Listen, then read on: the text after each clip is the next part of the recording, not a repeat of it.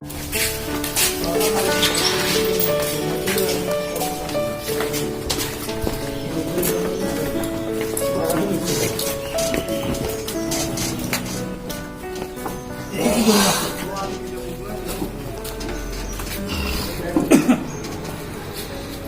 বয়ে যায় এখানে বুকের জায়গা পিছনে এখানে এ বয়ে যায় এজুরি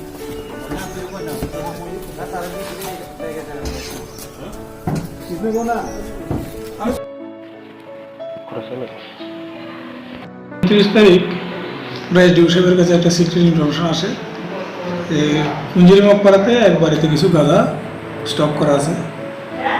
যথারীতি ইনফরমেশন আমরা জানাই এসডিউ আসে, এসডিউ সহ আমরা ওই কুঞ্জির মকপাড়াতে যাই। যাওয়ার পরে এখানে সুসীম কান্তি চাকমা এর বাড়িতে আমরা চার্জ করি। চার্জ করার পরে আমরা 11 কেজির মতো গাঁজা পাই। আর এখানে সুশীন্দ্র বর্মার সঙ্গে কথা বলার পরেই আরও দুজনের নাম আসে।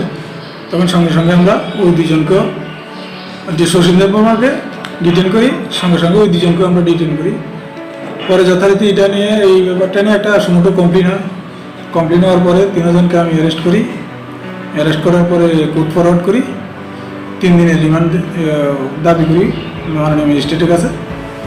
তারপরে শেষে 3 দিনের রিমান্ড দেয়। যথারীতি রিমান্ড শেষের পরে আজকে তাদেরকে কোর্টে ফরওয়ার্ড করি। একজন পরিতোষ মজুমদার আর একজন প্রেমাময় চাকমা। স্যার এটার বাজার মূল্য অ্যাপ্রক্সিমেট প্রায় 40,000 টাকা। তাদের ইন্টারভিউশন করার পরে আরও 2 জনের নাম আসে, কিন্তু তারা সঠিক নাম বলতে পারে না। তারপরে আমরা ইনভেস্টিগেশন জারি রাখছি। ইনভেস্টিগেশন চলছে, দেখা যাক আর কারা কারা জড়িত। আমরা অতি সত্ত্বর তাদেরও গ্রেপ্তার করব।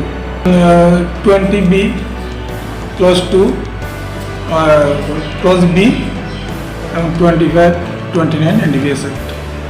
শিলাইছড়ির বাসিন্দা। তারা এগুলিকে বাংলাদেশে বিক্রি করার জন্য নিয়ে এসেছিল।